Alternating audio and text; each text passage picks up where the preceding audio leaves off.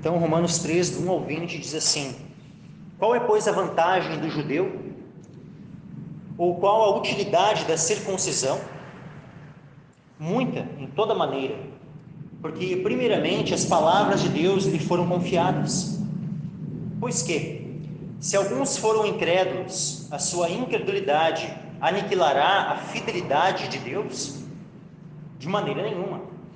Sempre seja Deus verdadeiro e todo homem mentiroso, como está escrito, para que sejas justificado em tuas palavras e venças quando fores julgado. E se a nossa injustiça for causa da justiça de Deus, que diremos? Porventura será Deus injusto, trazendo ira sobre nós? Falo como homem. De maneira nenhuma. De outro modo, como julgará Deus o mundo? Mas, se pela minha mentira abundou mais a verdade de Deus para a glória sua, por que sou eu ainda julgado também como pecador? E por que não dizemos, como somos blasfemados e como alguns dizem que dizemos, façamos males para que venham bens? A condenação desses é justa. Pois que, somos nós mais excelentes? De maneira nenhuma. Pois já dantes demonstramos que tanto judeus como gregos, todos estão debaixo do pecado. Como está escrito, não há um justo, nenhum sequer. Não há ninguém que entenda, não há ninguém que busque a Deus. Todos se extraviaram e juntamente se fizeram inúteis. Não há quem faça o bem, não há nenhum só. A sua garganta é um sepulcro aberto, com as suas línguas tratam enganosamente. Peçonha de áspides está debaixo dos seus lábios, cuja boca está cheia de maldição e amargura. Os seus pés são ligeiros para derramar sangue. Em seus caminhos há destruição e miséria, e não conheceram o caminho da paz. Não há temor de Deus diante de seus olhos. Ora, nós sabemos que tudo o que a lei diz aos que estão debaixo da lei o diz, para que toda a boca esteja fechada e todo o mundo seja condenável diante de Deus. Por isso, nenhuma carne será justificada diante dele pelas obras da lei, porque pela lei vem o conhecimento do pecado. Amém. Até aqui. Podem se assentar.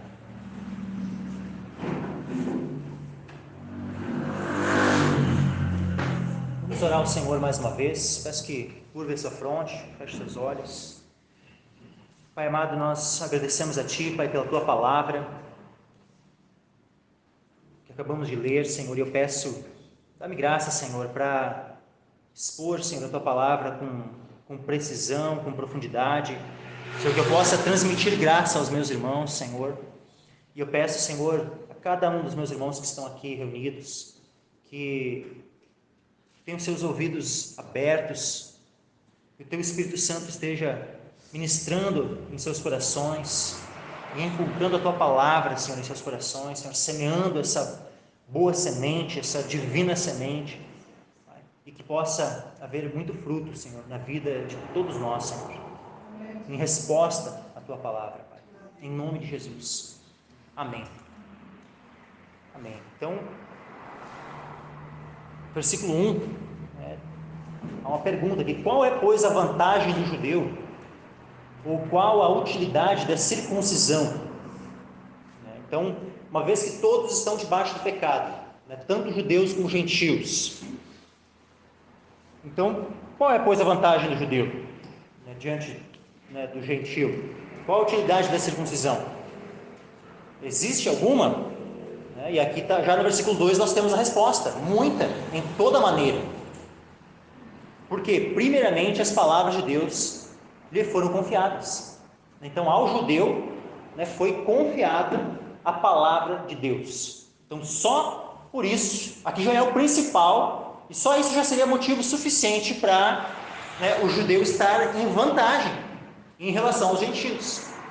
Compara dois povos: um tem a palavra de Deus, que foi revelada, entregue a ele, confiada a ele, e outro não tem palavra de Deus nenhuma, só está sujeito à revelação que tem pela natureza, a revelação que pode ter pela lei escrita no seu coração, pela consciência. Qual que está em vantagem? É óbvio que aquele que tem a palavra de Deus está em vantagem sobre aquele que não a tem. Então, muito, de toda maneira, existem outras vantagens que o povo judeu tinha em relação aos gentios? Sim, não são listadas aqui, são listadas mais adiante. Se os irmãos quiserem abrir ali em Romanos, no capítulo 9, versículo 4 e 5, né, lista, né, outra série de vantagens, né, que os judeus tinham, né, se comparados aos gentios. Olha só, Romanos 9,4, que são israelitas, dos quais é a adoção de filhos, e a glória e as alianças. E as alianças foram feitas, né, com Abraão e a sua descendência. E a lei foi dada ali por meio de Moisés, a quem? Aos israelitas. E o culto, qual era o culto que os judeus tinham? Era o culto ao Deus verdadeiro, enquanto que os outros povos cultuavam, né, ídolos. Então olha as vantagens que os judeus tinham em relação aos gentios. As promessas, dos quais são os pais, e dos quais é Cristo segundo a carne. Então olha só, o próprio Cristo, o Salvador do mundo, veio dos judeus. Então olha todos os privilégios que eles tiveram, né? Ser o povo da aliança, o povo para quem foram feitas as promessas. Tinham vários povos do mundo, mas Deus escolheu um a quem ele fez as promessas. E por meio deste povo aqui viria o Messias, viria aquela semente na qual todas as famílias da terra seriam abençoadas. Então esse povo tinha privilégios ou não tinha? É óbvio que tinha. Então qual, pois, a vantagem do judeu? Qual a utilidade da circuncisão? Muito, em toda maneira. Porque, primeiramente, as palavras de Deus lhe foram confiadas. Então esse agora, voltando, né? Esse é o principal. Então, por meio da palavra de Deus é onde eles tinham, onde estavam vinculadas as alianças, a lei, o culto, as promessas, tudo isso estava, né, vinculado e foi revelado a eles por meio da palavra de Deus. Então, primeiramente, as palavras de Deus lhe foram confiadas. Uma vez que isso era um privilégio, né, dos judeus, hoje isso também é um privilégio nosso. Porque assim como foi confiadas as palavras de Deus aos judeus, aqui, né, Paulo está falando num tempo em que, até então, o único povo que conhecia ao Deus verdadeiro eram os judeus. O único povo que tinha acesso às Escrituras eram os judeus. Mas agora, né, por meio da pregação do Evangelho, onde o Evangelho começa a ser anunciado, né, a todo mundo, os gentios começam a fazer parte, né, começam a tomar parte, né, nesses privilégios nos quais antes somente os judeus tinham.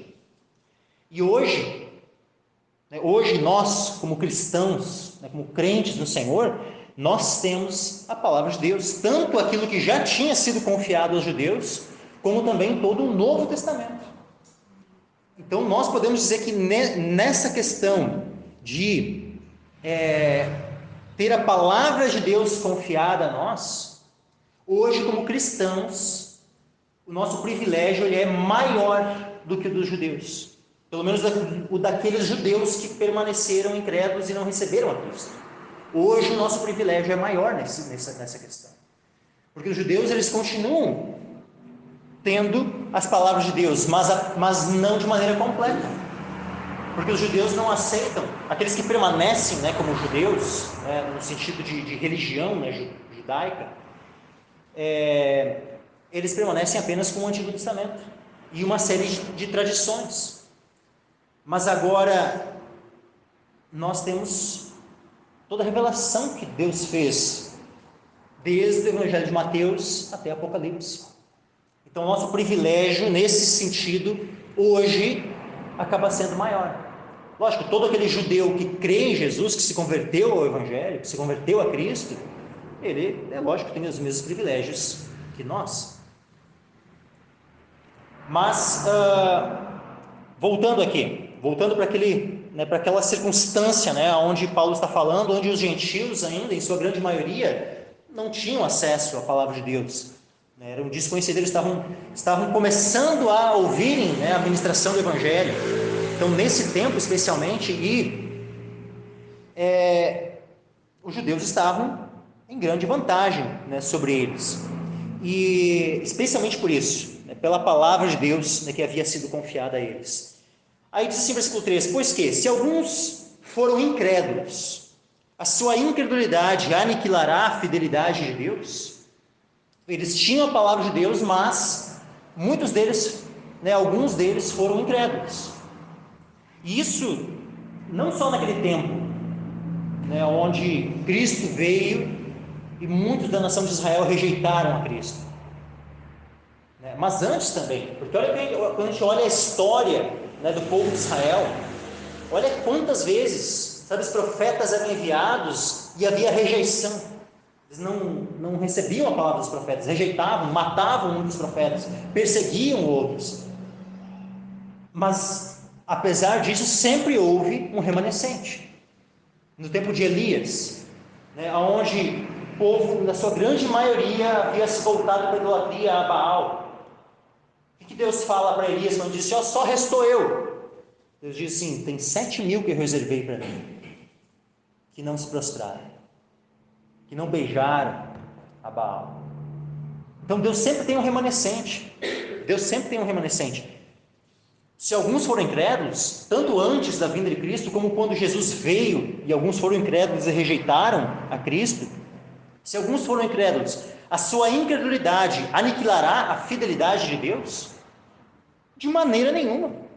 Olha só, sempre seja Deus verdadeiro e todo homem mentiroso, mesmo que toda a nação de Israel tivesse rejeitado, porque teve um remanescente ali que creu em Jesus, mas mesmo que todos tivessem rejeitado, Deus permaneceria fiel, Deus permaneceria verdadeiro, mesmo que todos os homens se tornassem infiéis e mentirosos. E aqui eu tenho um princípio, sabe, que no meu coração, assim, isso me gera uma convicção tão grande na palavra de Deus, que é o seguinte: pode todos os homens falarem o contrário e quererem contestar a verdade de Deus, podem todos se levantarem e dizerem: não, o que está escrito na Bíblia é mentira. Podem toda a humanidade junta se colocar em uma só voz, querendo contestar a verdade de Deus. O que vai permanecer no meu coração?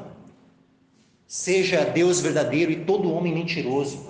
Se todos estiverem contestando a verdade da palavra de Deus, então é porque são todos mentirosos. Deus é verdadeiro, a palavra de Deus é a verdade. Não importa o que os homens digam, não importa os argumentos que os homens levantem contra a palavra de Deus. Qualquer conhecimento que seja oposto ao conhecimento da palavra de Deus é um conhecimento falso.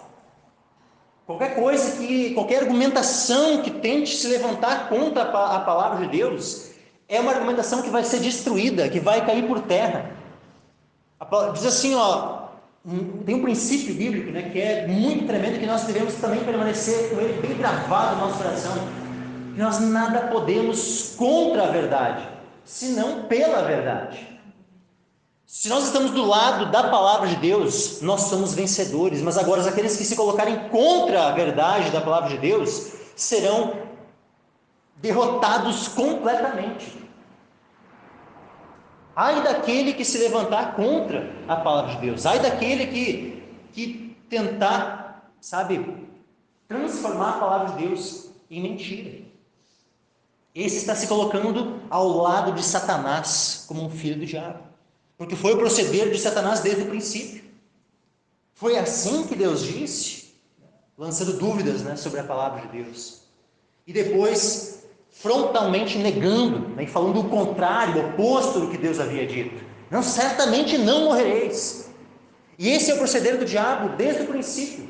E todos aqueles que agem dessa mesma forma, colocando dúvidas sobre a palavra de Deus, ou até mesmo negando frontalmente as verdades da palavra de Deus, estão se colocando ao lado do seu pai, Satanás.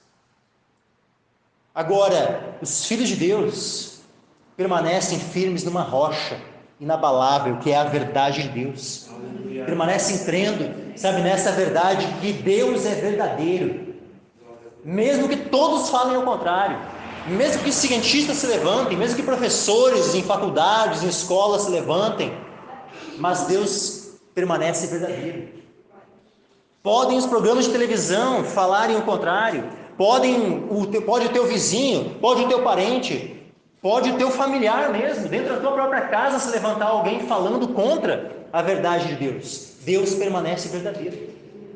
Deus permanece verdadeiro e todo homem mentiroso. Quem falar contra a verdade de Deus, nós na hora podemos mentiroso. Seja Deus verdadeiro e mentiroso todo homem. Como está escrito, para que sejas justificado em tuas palavras e venças quando fores julgado. Olha só isso, essa palavra aqui, para que sejas justificado em tuas palavras. De quem é que está falando isso? Quem é que vai ser justificado em suas palavras? É Deus.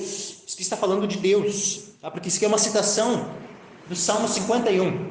Quando Davi, ele peca, adultera com Batseba, e depois ainda, de maneira muito maligna, ele trama a morte do marido dela, de Urias. Envia carta, pela própria mão de Urias, aonde Joabe foi instruído para que colocasse ele à frente, na batalha, para que morresse na mão dos inimigos, na guerra. E isso acontece, Urias morre. E aí depois disso, o profeta Natã, enviado até Davi, confronta o pecado dele, e Davi reconhece o seu pecado, ele se arrepende do seu pecado, e ele escreve o Salmo 51 como uma oração de arrependimento e pedido de perdão a Deus. E aí, é tão tremendo, sabe, como há instrução para nós neste Salmo, Salmo 51. E lá no Salmo 51, olha só o que diz. Versículo 4, Salmo 51, versículo 4. Contra ti somente pequei, e fiz o que é mal à tua vista, para que sejas justificado quando falares e puro quando julgares. Então tu vê que Davi ele está falando com Deus. Então essas palavras que Davi está direcionando são direcionadas a Deus e não ao homem. Então quando ele fala contra ti, ele não está falando contra Batseba, ele não está falando contra Urias, por mais que sim, ele tinha pecado contra eles.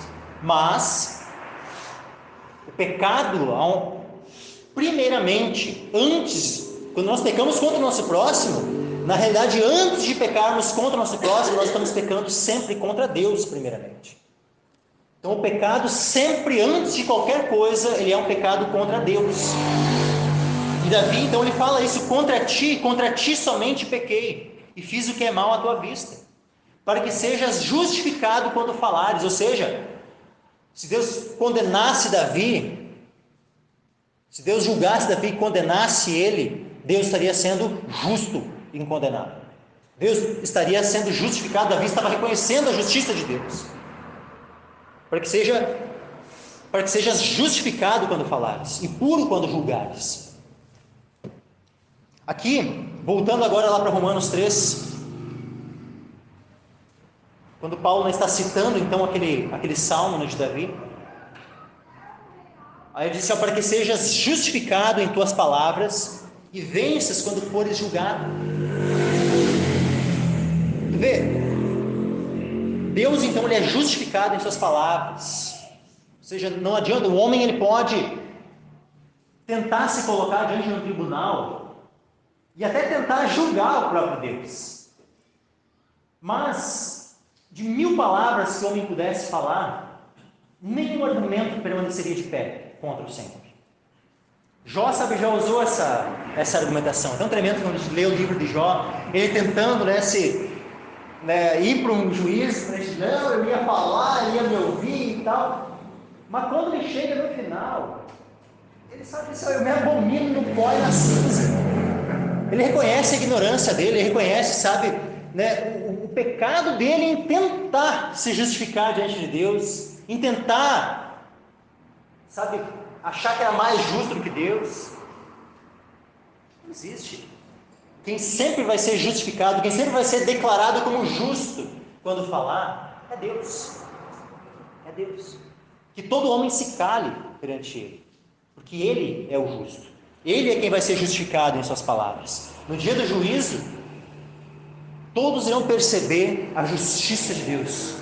A justiça perfeita e grandiosa de Deus vai estar plenamente evidenciada no juízo. Então, quando Deus falar, ele vai ser justificado, ou seja, evidenciado, declarado justo perante todos. E olha só, e venças quando fores julgado.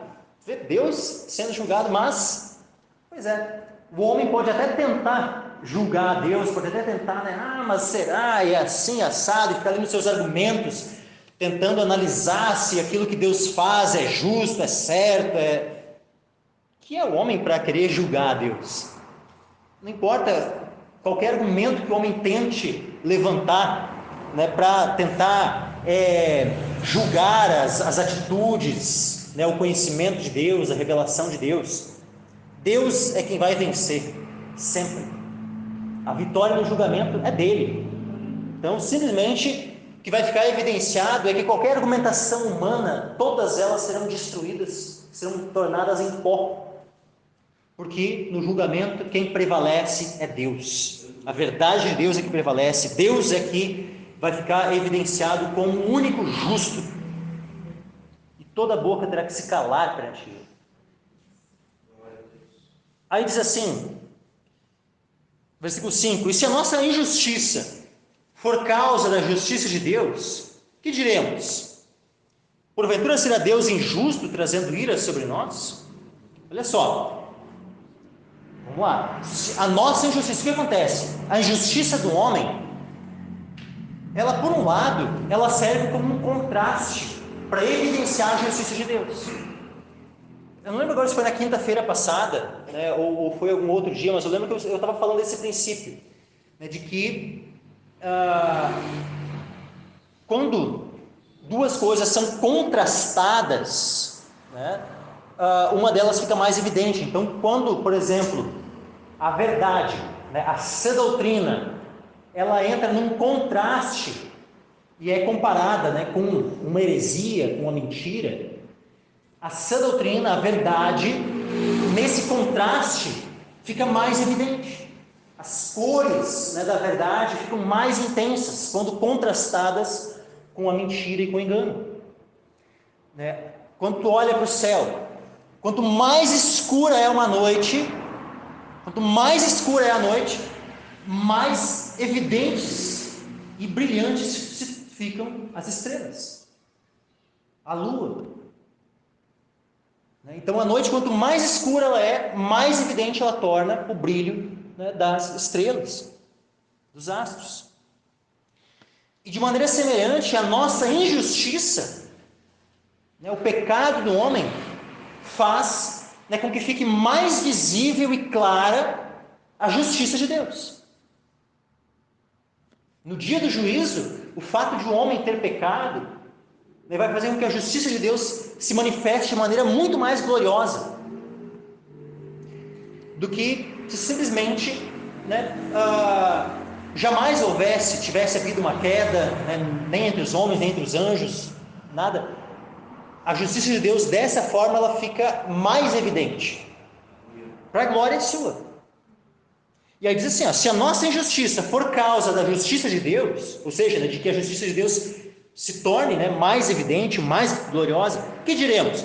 Porventura será Deus injusto, trazendo ira sobre nós? Porque alguém poderia pensar, bom, se o meu pecado então está fazendo com que a justiça de Deus fique mais evidente ainda, então como é que Deus vai me condenar? Não é? Porque eu estou promovendo a glória da justiça dele. Alguém poderia argumentar dessa forma, né? E por isso que Paulo fala disso, né? Falo como homem, né? E aí, Deus seria injusto então, trazendo ira sobre mim? Uma vez que o meu pecado está tornando mais evidente ainda a justiça de Deus? É óbvio que Deus é justo. É óbvio que Deus vai ser justo em trazer ira sobre mim, sim. Deus seria injusto trazendo ira? Não, versículo 6, de maneira nenhuma. De outro modo, como julgará Deus o mundo? Houve pecado, Deus vai julgar o pecado. Ponto. Deus é justo, então, ele sendo justo, ele precisa julgar o pecado.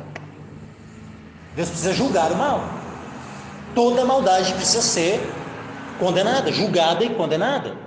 Todo pecado precisa ser julgado e condenado. Deus é justo. E justamente porque Deus é justo é que Ele vai trazer ira sobre todo pecado, sobre toda injustiça.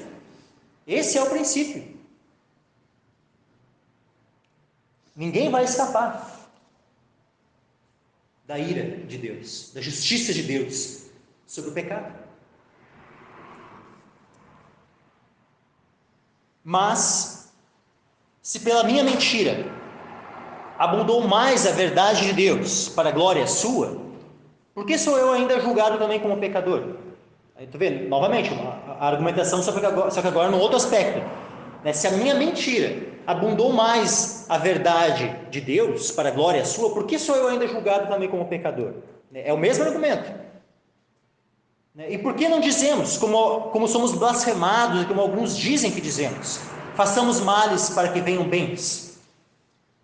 Olha só a declaração final aqui, ó. A condenação destes é justa. Então todo aquele que tem esse padrão de pensamento, que tenta, não, mas daí o meu pecado, a minha mentira vai abundar mais, a glória de Deus, e tal, então tá tudo bem. Não tá tudo bem. A condenação desses que pensam dessa forma é justa. Eles estão se deleitando no pecado, estão querendo arrumar um argumento para continuar pecando. Aí o argumento seria a glória de Deus. Pensa o cúmulo disso. Esse argumento aqui, a minha mentira abundou mais a verdade de Deus para a glória sua, seria mais ou menos o seguinte: pecar para a glória de Deus. Olha o cúmulo disso. Alguém chegar à conclusão de que o pecado dela, ela poderia estar pecando para a glória de Deus. Nós devemos viver para a glória de Deus. Esse é um dos objetivos, quem sabe o principal objetivo do homem. Ele foi criado para a glória de Deus, para viver para a glória de Deus. Mas não é o pecado do homem que é para a glória de Deus. É a obediência do homem que deve ser intencionalmente feita para a glória de Deus. Então aqueles que dizem, e tu vê, e muitos estavam argumentando que essa era a conclusão que resultava as doutrinas do Evangelho, as doutrinas que o apóstolo Paulo aqui estava ensinando. Alguns estavam dizendo que ia dar nessa conclusão aqui. Porque olha só, por que não dizemos façamos males para que venham bens? Essa é a pergunta, façamos males para que venham bens.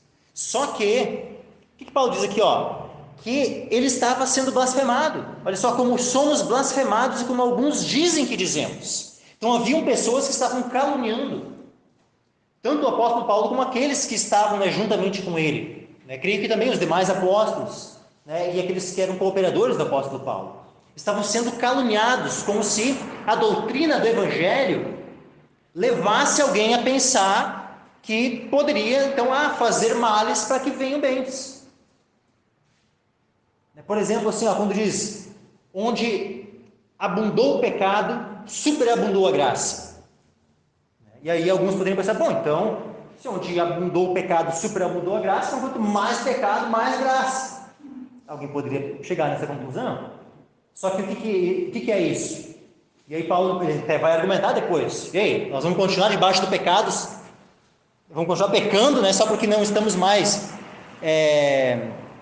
Aliás, versículo 6, capítulo 6, versículo 1. Que diremos, pois? Permaneceremos no pecado para que a graça abunde?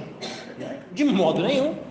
Depois, porque o pecado não terá domínio sobre vós, pois não estáis debaixo da lei, mas debaixo da graça.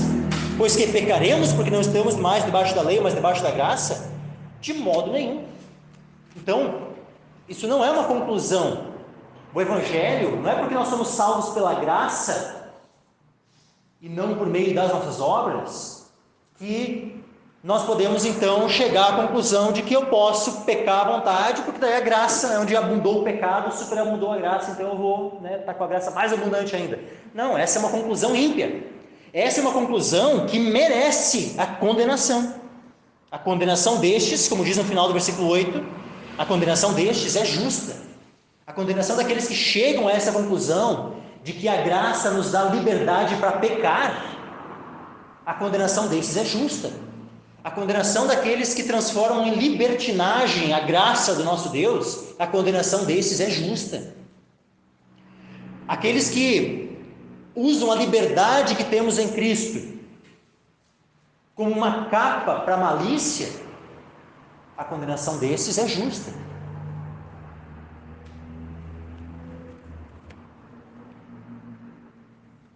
Aí continuando, versículo 9, Romanos 3, versículo 9. Pois que somos nós mais excelentes, ou seja, os judeus, são mais excelentes que os gentios, ou seja, em si mesmos, tem uma natureza melhor do que a dos gentios.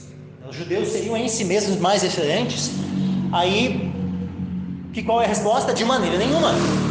Pois já antes demonstramos que tanto judeus como gregos, todos estão debaixo do pecado.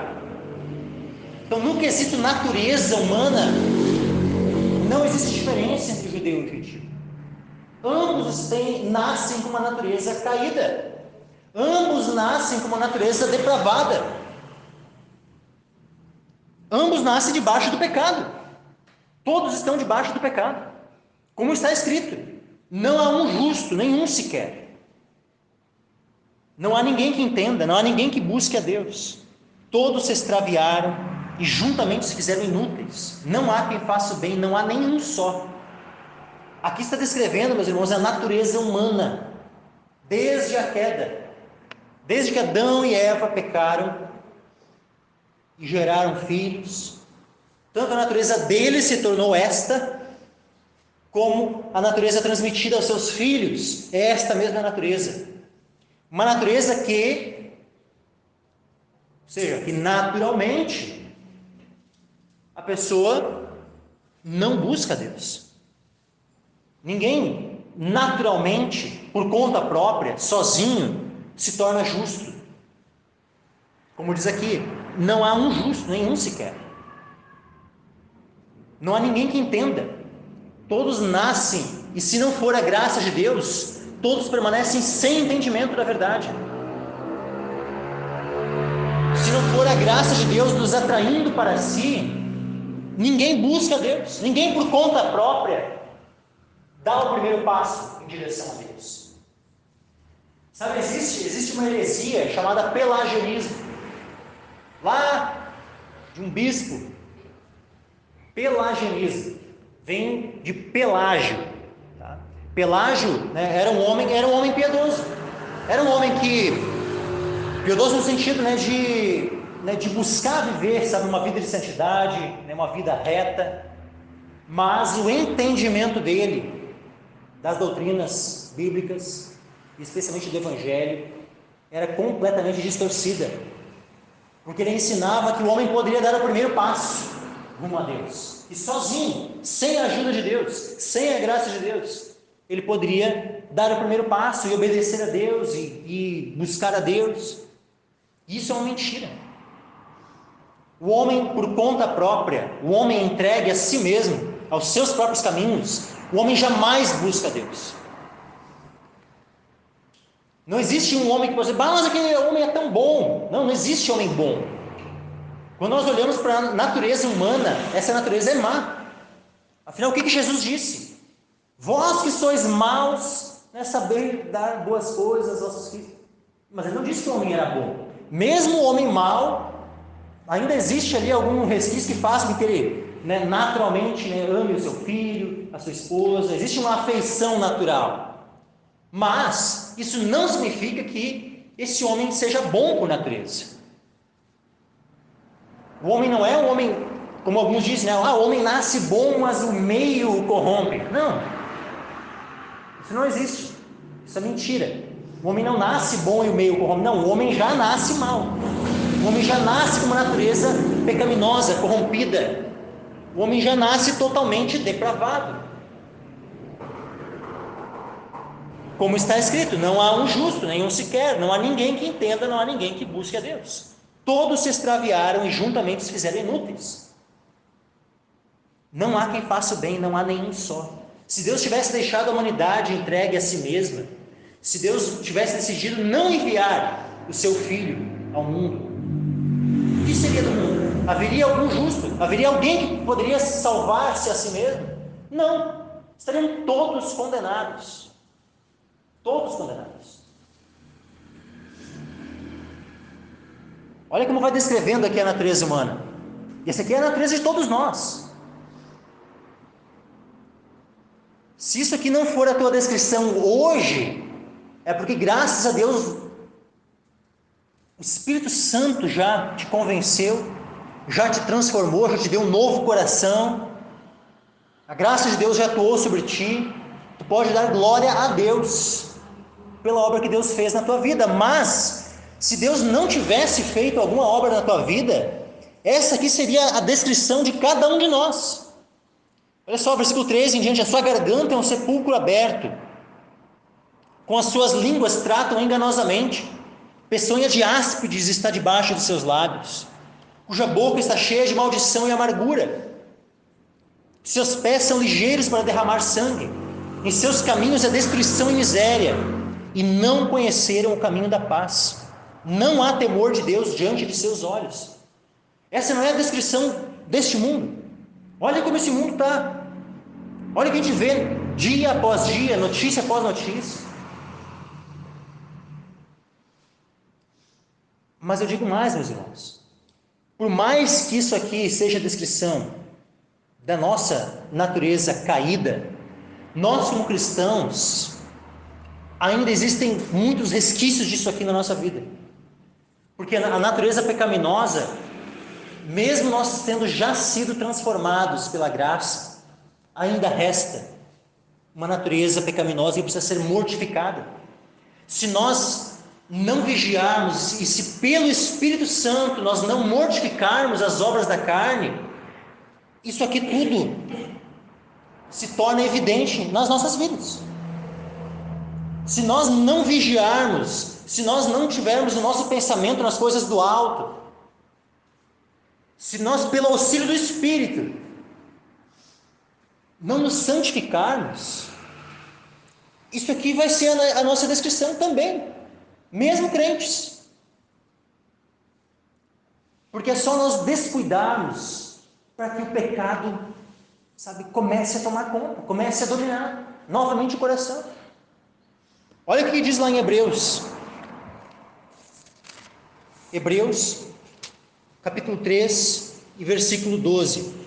Vede, irmãos, que nunca haja em qualquer de vós um coração mau e infiel para se apartar do Deus vivo. Ou seja, um coração de um crente pode vir a se apartar do Deus vivo. E aí diz que nunca haja em qualquer de vós um coração mau e infiel para se apartar do Deus vivo. Antes, exortai-vos uns aos outros todos os dias, durante o tempo que se chama hoje, para que nenhum de vós se endureça pelo engano do pecado. Então o coração do homem é enganoso. E o coração do homem, por mais que Deus já tenha feito uma transformação, tirado o coração de pedra, colocado um coração de carne, mas esse coração de carne pode voltar a endurecer. Se nós não vigiarmos, se nós não andarmos na dependência do Espírito Santo, o nosso coração pode voltar a se endurecer pelo engano do pecado. Por quê? Porque ainda resta nosso coração. Nós podemos ter recebido um novo coração? Sim, podemos ter recebido um novo coração. Mas ainda restam resquícios daquele velho coração que precisam ser mortificados. Daquele coração enganoso. Olha só alguns termos que a Bíblia coloca, né, para o homem natural. Tá? O que é o homem natural? O homem que não se converteu ainda, o homem que está em sua natureza com a qual ele nasceu. O homem natural é o homem que está no seu estado natural, estado com o qual ele veio ao mundo. Vou pegar aqui alguns textos. 1 Coríntios capítulo 2, versículo 14. O homem natural não compreende as coisas do Espírito de Deus, porque lhe parecem loucura, e não pode entendê-las porque elas se discernem espiritualmente. Então, o que nós vemos aqui? Nós vamos ver aqui algumas descrições, né, de como é a natureza humana. de como essa natureza é uma natureza depravada, e que não pode, por conta própria, não consegue, não tem a capacidade de, por conta própria, se achegar a Deus, nem entender as coisas de Deus. 1 Coríntios 2,14, novamente. Ora, o homem natural não compreende as coisas do Espírito de Deus. Não compreende. Porque lhe parecem loucura. E não pode entendê-las, porque elas se discernem espiritualmente. Ele não pode entendê-las, não tem a capacidade de entendê-las. Então, o homem natural, como é que um homem natural que não tem entendimento, né? Lembrando agora aquele texto de Romanos que a gente leu antes, né? Não há ninguém que entenda, de fato, porque o homem natural, o homem nasce, ele não tem entendimento para as coisas de Deus, não consegue entender as coisas espirituais. Olha Efésios, capítulo 4, Efésios 4, 18, que é dito a respeito também daqueles que apenas estão em seu estado natural. Diz aqui, Efésios 4, 18, entenebrecidos no entendimento, ou seja, o entendimento de toda pessoa que não foi transformada pela graça de Deus, o entendimento deste está em trevas, está entenebrecido. Então, entenebrecidos no entendimento, separados da vida de Deus, pela ignorância que há neles, pela dureza do seu coração. Lá em Ezequiel 36, 26, fala que Deus vai fazer um transplante de coração. Ezequiel 36, 26.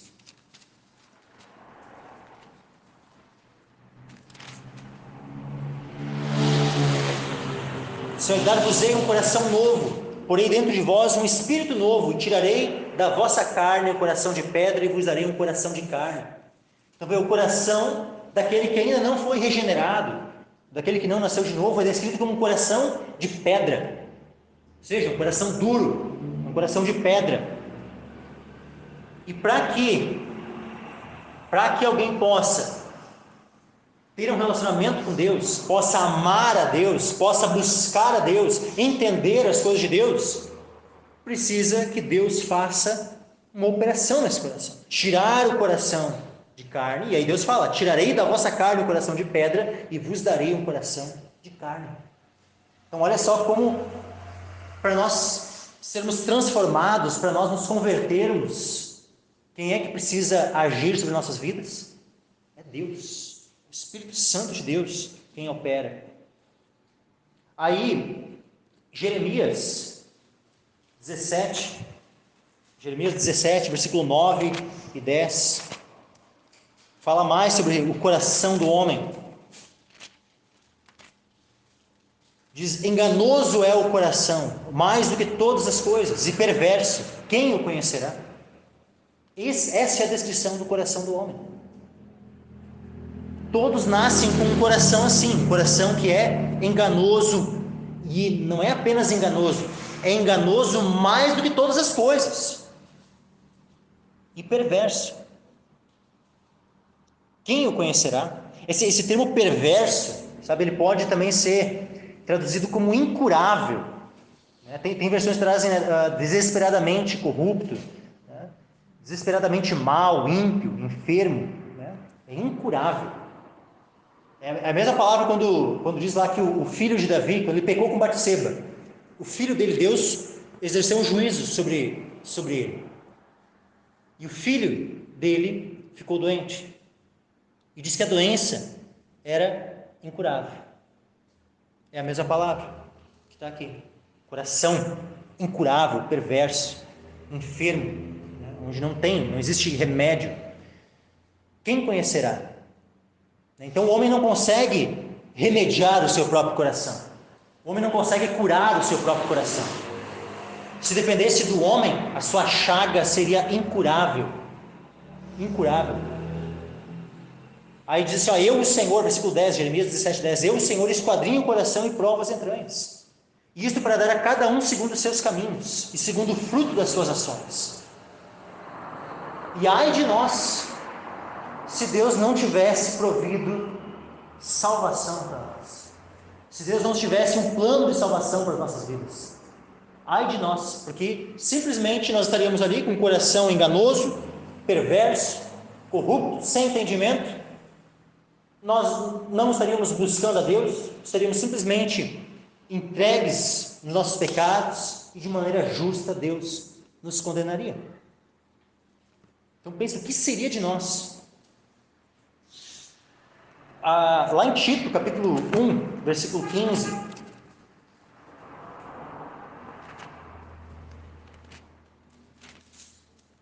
Tito, capítulo 1, versículo 15, é dito assim, todas as coisas são puras para os puros, mas nada é puro para os contaminados e infiéis. Antes o seu entendimento e consciência estão contaminados. Quando vê o entendimento e a consciência daqueles que não creem em Deus, daqueles que são infiéis, estão contaminados. E para finalizarmos, peço que os irmãos abram em Efésios capítulo 2. Efésios capítulo 2, e versículo 1 em diante.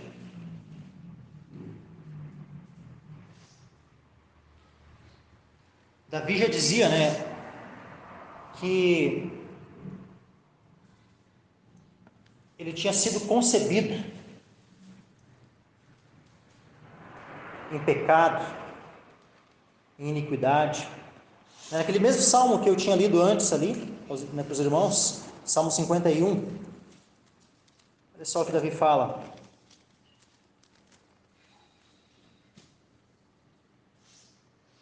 Eis que em iniquidade fui formado, e em pecado me concebeu minha mãe. Aqui nós temos outra verdade a respeito da natureza humana, de como nós nascemos em pecado, nascemos com essa natureza corrompida. E eu pedi para os irmãos abrirem Efésios 2, mas só antes de lermos esse texto, que vai ser o último texto que nós vamos ler hoje, antes disso, eu queria só finalizar ali em Romanos capítulo 3, versículo 19 e 20. Uma vez que nós entendemos então, que todos estão debaixo do pecado, tanto judeus como gentios, todos estão debaixo do pecado. Por natureza, ninguém busca Deus, por natureza todos se desviaram, se extraviaram, por natureza todos mereceriam condenação da parte de Deus por causa dos seus pecados. Isso é o que todos mereceriam.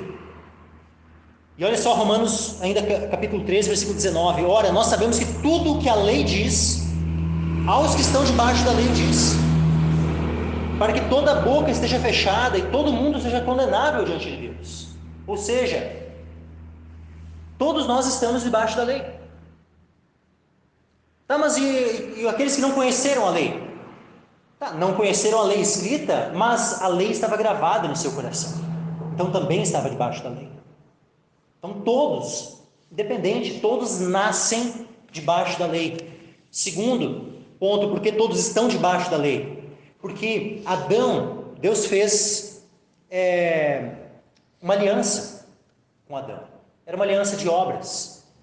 E uma aliança a qual ele transgrediu.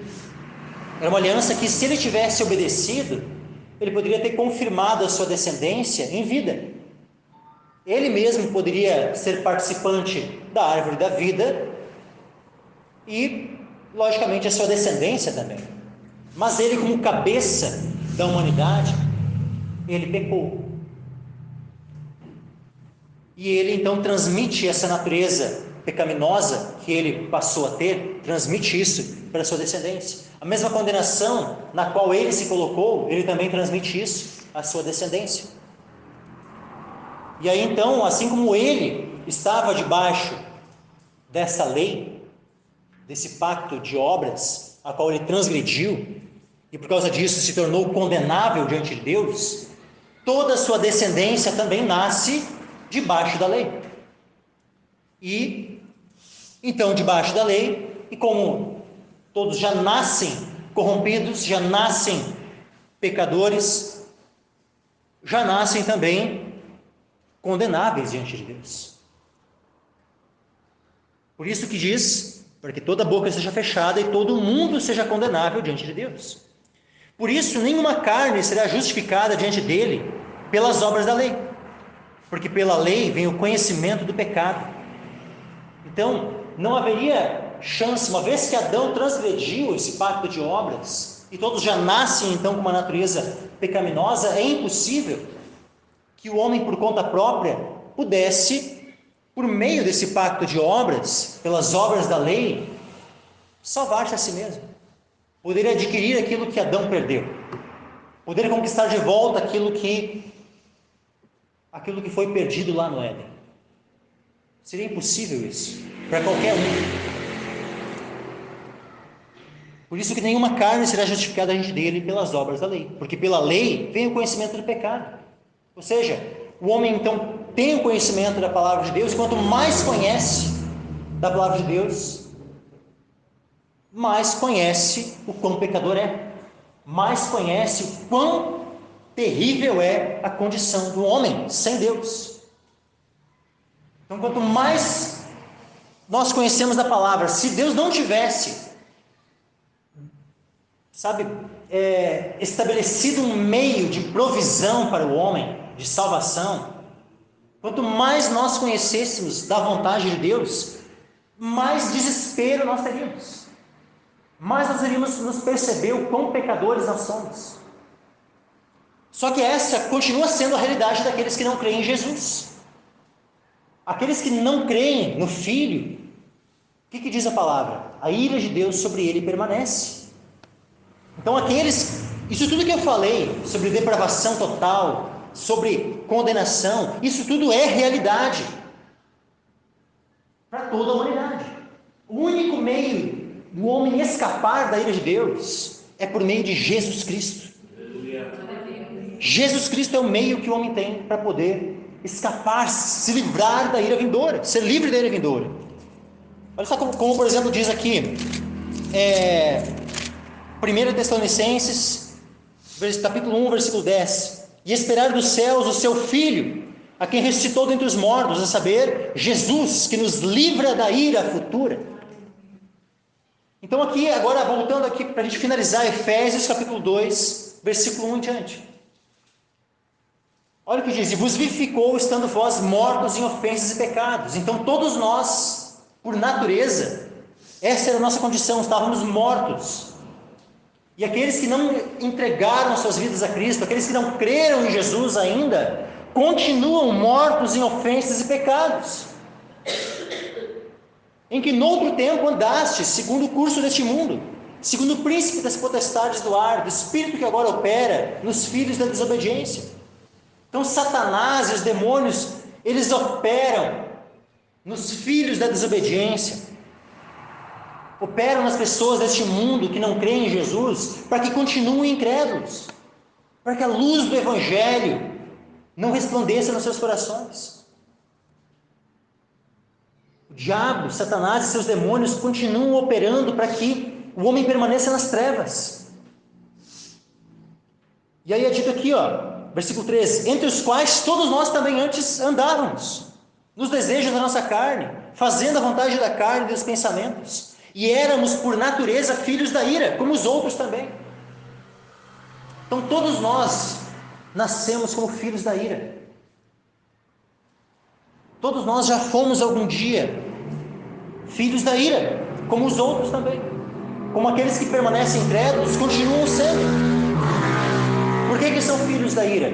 Porque permanecem debaixo da ira de Deus. E se não se converterem ao Senhor Jesus, é o que vão herdar eternamente, a ira de Deus. Mas olha só o versículo 4: mas Deus, que é riquíssimo em misericórdia, pelo seu muito amor com que nos amou, estando nós ainda mortos em nossas ofensas, nos vivificou juntamente com Cristo, pela graça sois salvos. Então nós estávamos mortos, mas aí é dito que nós mortos começamos a dar os passos rumos a Deus. Nós levantamos os caixões e começamos a eu quero Deus, eu quero... isso está escrito aqui no texto? Não, é dito que nós estávamos mortos, estando nós ainda mortos. Aí tu pensa agora no morto. E ele continua morto, ó, estando ainda morto. Aí o que aconteceu? Estando nós ainda mortos em nossas ofensas, nos vivificou. Quem é que é o sujeito do verbo aqui? É Deus. Deus é o sujeito do verbo. Não é nós que nos vivificamos a nós mesmos. Não é disso, ó, e nos vivificamos. Não. É Deus, Ele que nos amou, Ele que foi riquíssimo em misericórdia. Ele nos vivificou. Ele enviou o seu Espírito Santo. Ele enviou a sua palavra que fosse evangelizada a nós. Ele que operou por meio do seu Espírito Santo em nossos corações e nos deu vida. Olha o que diz aqui. Nos vivificou juntamente com Cristo. Pela graça sois salvos. Versículo 6. E nos ressuscitou juntamente com Ele. Nos fez assentar nos lugares celestiais em Cristo Jesus. Olha que coisa maravilhosa. Nós pecadores merecíamos isso? Não, nós merecíamos condenação. Mas olha o que Deus em sua misericórdia, em seu grande amor, o que Ele nos dá de maneira gratuita. Aí é dito assim, ó, para mostrar nos séculos vindouros as abundantes riquezas da sua graça, pela sua benignidade para conosco em Cristo Jesus. Porque pela graça sois salvos, por meio da fé. Isso não vem de vós, é dom de Deus. Então olha só, meus irmãos, não foi, olha o versículo 9, não vem das obras para que ninguém se glorie. Então não é porque Deus olhou para as nossas obras, não, aquele lá tem umas obras um pouquinho melhor que a do outro, então eu vou salvar esse ali. Não foi em alguma coisa que Deus viu de bom em nós, o motivo pelo qual nós somos salvos. Nós somos salvos pela graça, é sola gratia, somente a graça. Somente a graça. Porque pela graça sois salvos, por meio da fé. Isso não vem de vós, é dom de Deus. Olha só, por meio da fé. Então, não é pelas obras também, é por meio da fé. E isso tudo, a salvação, a graça, a fé, isso não vem de nós, é dom de Deus. É dom de Deus. É Deus quem fez com que a fé fosse despertada em nosso coração. Pela sua graça. A graça de Deus operou em nossos corações. E aí então, Deus fez com que a fé fosse despertada em nosso coração. A fé que nós temos é uma obra de Deus em nós. A fé que nós temos foi pela atuação do Espírito Santo em nós, nos convencendo. Foi porque a palavra de Deus foi implantada em nosso coração. Foi porque o Espírito Santo estava operando em nosso coração. E aí então a fé foi despertada em nosso coração. É dom de Deus. Tudo isso é dom de Deus. Não vem de nós para que ninguém se glorie. Não vem das obras. Ninguém vai se gloriar diante de Deus. Porque somos feitura sua, criados em Cristo Jesus para as boas obras, as quais Deus preparou para que andássemos nelas. E aí, então, voltando àquela questão, dos judeus e gentios. Olha o que diz aqui a sequência aqui de Efésios. Portanto, lembrai-vos de que vós, noutro tempo, eres gentios na carne. Todos vós. Ou tem algum judeu aqui? Mas acho que aqui, todo mundo aqui é gentio, de nascimento. E nós todos éramos gentios na carne, chamados incircuncisão pelos que na carne se chamam circuncisão, feita pela mão dos homens. Que naquele tempo, nós antes da conversão, nós estávamos sem Cristo. Estávamos separados da comunidade de Israel e estávamos também estranhos às alianças da promessa. Não tendo esperança e sem Deus no mundo. Essa era a nossa condição. Mas agora em Cristo Jesus, vós que antes estáveis longe, já pelo sangue de Cristo chegastes perto. Pelo sangue de Cristo nós chegamos perto. Porque Ele, Jesus, Ele é a nossa paz, o qual de ambos os povos fez um. Ou seja, agora em Cristo, não há mais diferença entre judeu e gentio. Todos são um em Cristo.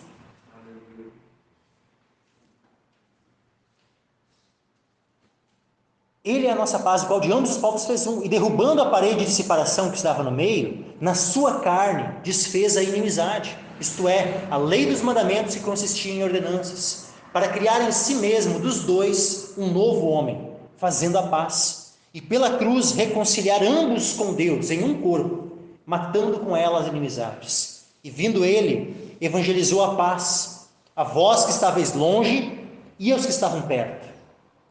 Uma das características do homem sem Deus, do homem natural, é que ele não busca a paz, é que ele não encontrou o caminho da paz. Mas por meio de Cristo, nós temos paz com Deus.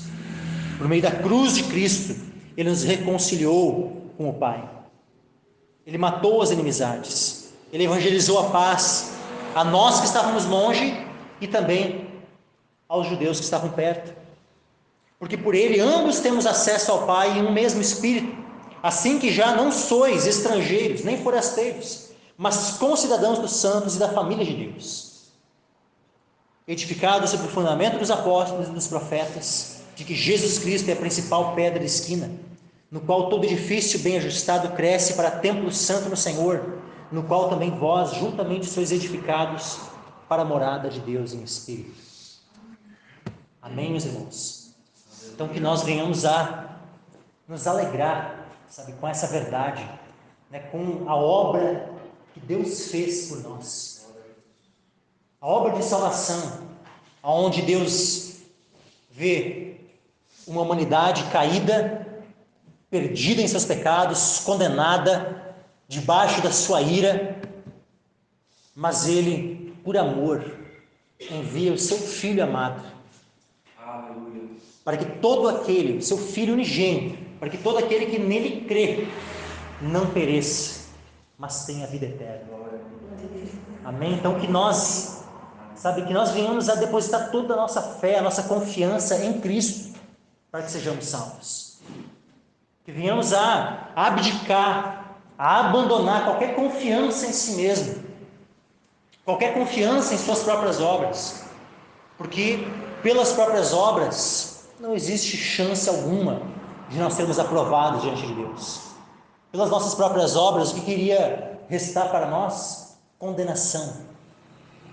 Porque todos estão debaixo do pecado, todos estão debaixo da lei e são condenáveis diante de Deus. Mas agora, quando nós nos encontramos em Cristo, quando nós nos unimos a Cristo pela fé, aí sim, aquele que está em Cristo está justificado dos seus pecados. Aquele que está em Cristo é declarado diante do tribunal de Deus não mais como um condenado, mas como um justo. Esse passa a ter acesso à presença de Deus, reconciliado, em paz com Deus. Amém, meus irmãos? Então, vocês venham a ter a fé de vocês, a confiança de vocês cada vez mais fortalecida em Cristo. Que jamais venham a se voltar, né, para si mesmo, para uma confiança em si mesmo. Jamais venham a apostatar de Cristo pela confiança em si, mas que nós venhamos a crescer nessa confiança no nosso Senhor.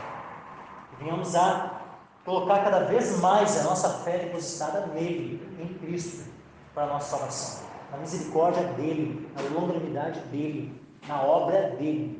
Amém, meus irmãos?